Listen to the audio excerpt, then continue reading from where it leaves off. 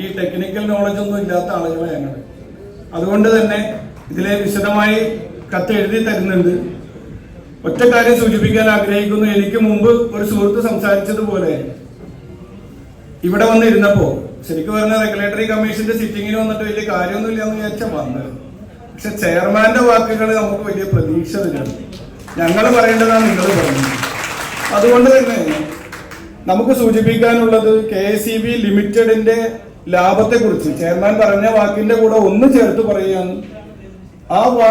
അതിന്റെ ലാഭത്തെക്കുറിച്ചും അതിന്റെ നിലനിൽപ്പിനെ കുറിച്ചും പറയുമ്പോൾ 2011 ഇത് കമ്പനി ആകുന്നതിന് മുമ്പ് ഇത് ഞങ്ങളുടേത് കൂടി ആയിരുന്നു എന്നുള്ളൊരു ധാരണ ഈ ഉദ്യോഗസ്ഥന്മാർക്ക് ഉണ്ടാകണം.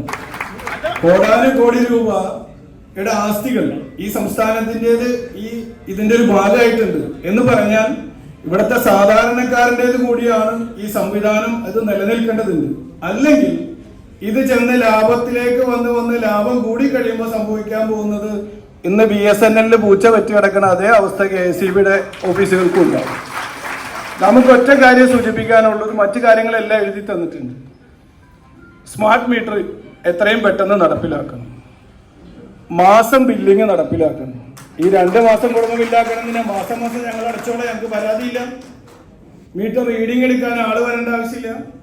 ഇന്നെല്ലാം മാറിക്കഴിഞ്ഞില്ലേ? ഡിജിറ്റൽ ഇന്ത്യയാണ് നമ്മൾ അവകാശപ്പെടുന്നത്. പക്ഷെ KSEBക്ക് മാത്രം ആള് വന്ന് റീഡിംഗ് എടുത്താലേ മീറ്റർ വായിക്കുള്ളൂ എന്ന് പറയുന്നത് തെറ്റാണ്. അത്തരം കാര്യങ്ങൾ മാറ്റി, അതുപോലെ തന്നെ ഈ പണ്ടാരോ പറഞ്ഞതുപോലെ ഒരാള് ധർമ്മം ചോദിക്കാൻ ചെന്ന് ധർമ്മം കിട്ടിയില്ല, പട്ടീനെ അഴിച്ചുവിടും എന്നുള്ള അവസ്ഥയിലാണ് KSEBയുടെ ഇന്നത്തെ പ്രഖ്യാപനം കേട്ടപ്പോ. പീക്ക് അവേഴ്സിലെ കാശ് മേടിക്കും എന്ന് പറഞ്ഞപ്പോ, അങ്ങനെയാണെങ്കിൽ കേരളത്തിൽ 100 കണക്കിന് വ്യാപാര സ്ഥാപനങ്ങൾ ഇല്ലാണ്ടായി പോകും. നിങ്ങൾ പറയുന്ന ഈ പീക്ക് അവേഴ്സ് 6 മണി മുതൽ ഏതാണ്ട് എന്തെങ്കിലും ഒരു കച്ചവടം കിട്ടുന്ന വൈകുന്നേരം സമയത്ത് ഇതിന്റെ ചാർജ് ഇനിയും വർദ്ധിപ്പിക്കുക എന്ന് പറഞ്ഞാൽ അത് ഒരു കാരണവശാലും അംഗീകരിക്കാൻ കഴിയുന്ന ഒരു കാര്യമല്ല. അത് പരിഗണിക്കേണ്ടതില്ല. അതോടൊപ്പം തന്നെ ഇവരാവശ്യപ്പെടുന്ന ഈ ഫിക്സഡ് ചാർജിൽ ഈ വർധനവ് വരുമ്പോൾ ഒരു യൂണിറ്റിന് ഏതാണ്ട് 53 പൈസയുടെ വർധനവ് വരും.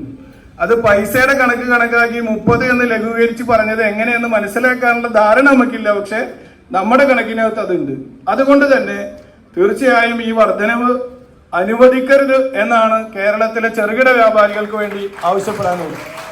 അതോടൊപ്പം തന്നെ ഒറ്റ കാര്യം പറഞ്ഞ് അവസാനിപ്പിക്കും. ഈ കണക്റ്റഡ് ലോഡിന്റെ പേര് പറഞ്ഞിട്ട് കുറെ ഉദ്യോഗസ്ഥന്മാർ ഇങ്ങനെ കടകളിൽ കയറിയത്.